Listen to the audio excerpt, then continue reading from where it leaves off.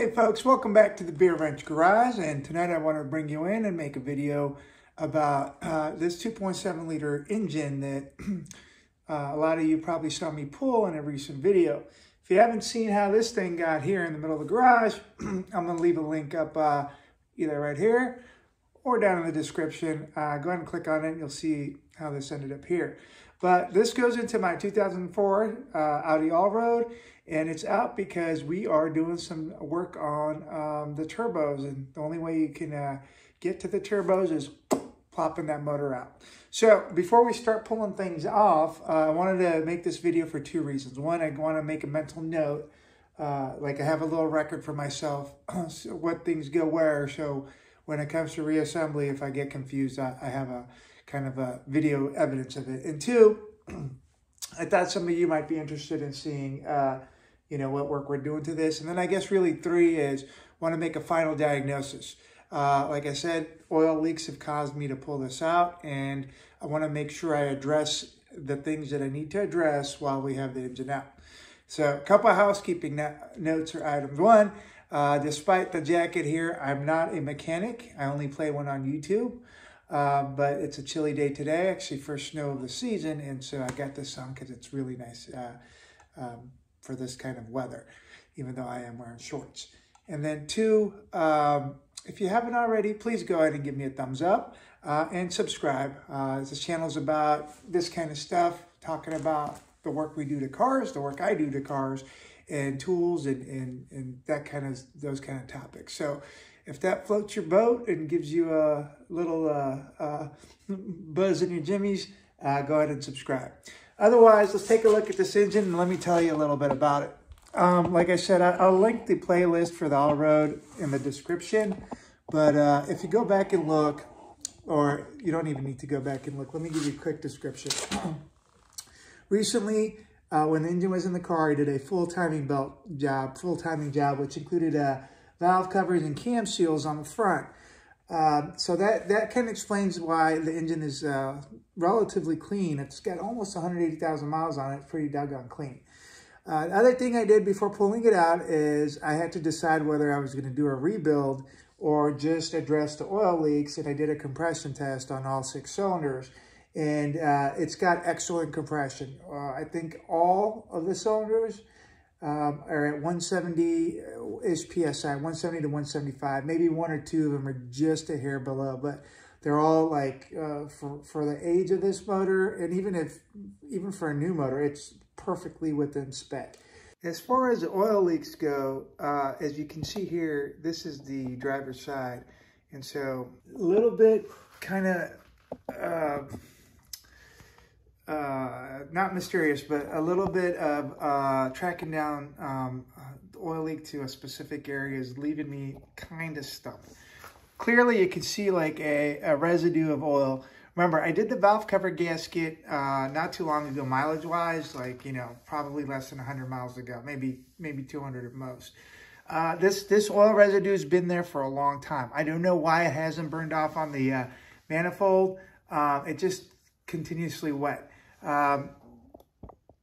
Maybe, yeah, I don't know where it comes from. You would think it would burn off on the manifold, but it doesn't, and it hasn't.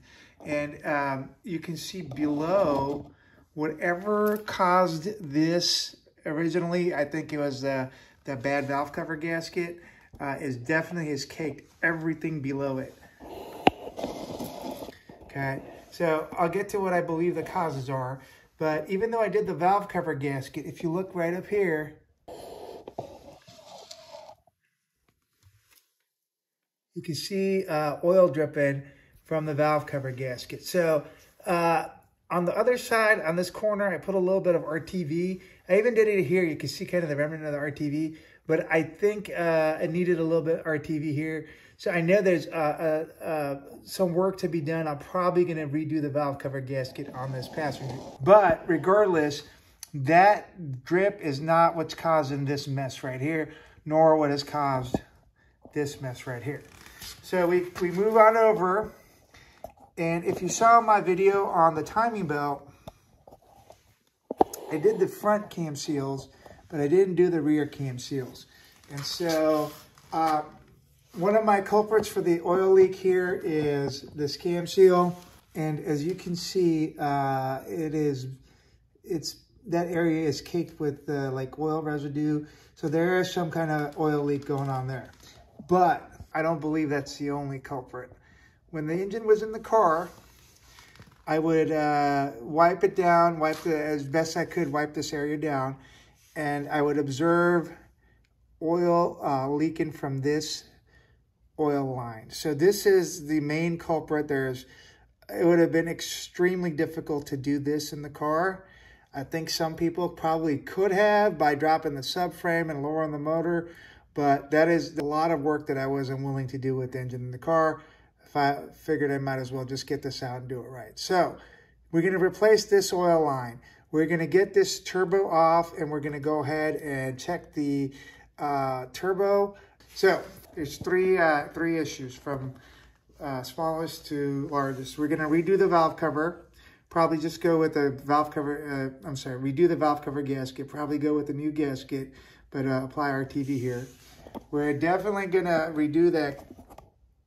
Not redo, we are going to do this cam seal, this whatever seal you want to call it. And then definitely the oil line on the turbo. So that is, I mean, like, look, I'm sorry to interrupt myself, but look at this. Look at that nastiness. Whatever this oil leak was, that's probably from the valve cover, but like, it just look, that's disgusting. So that'll address that. And then moving over to the passenger side, you got a bit of the same situation, but as you can see, there's oil going down to the side of the engine, just like on the driver's side. But at least on this side, you can see the valve cover is pretty dry. So no concerns with the valve cover. However, this cam seal, or whatever this seal plug is definitely an issue. And then we definitely got some oiling issues with the turbo. I don't think any of the lines are leaking on this side at all.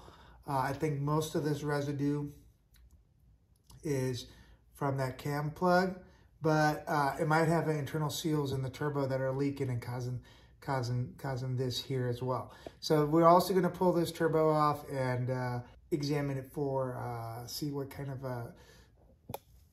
state it's in. All right, so that is the plan of action for attacking the work to be done to this motor. Now, I probably will pull the transmission. Well, I'd be a dunce not to. I will pull the transmission off to inspect the clutch and or replace the clutch, and obviously we'll get new mounts on the transmission and the engine. That just goes without saying. So hopefully after all that, we'll go ahead and have ourselves a dry, well-running engine. All right, folks. So I hope that wasn't I didn't drone on too long, and you enjoyed that quick little tour of what's wrong with this engine here. Like I said, please go ahead and give me a thumbs up. Go ahead and subscribe so you can keep track of what's going on with the progress of this motor and this car. Knock on wood, like I said, I think it's a very good, healthy motor. I think it just needs a little bit of the external kind of pieces touched up, basically seals and lines, and it should be a good, healthy motor. So thank you for watching, and I'll let you know what I find when I pull the turbos off. Take care. I'll see you on the next video.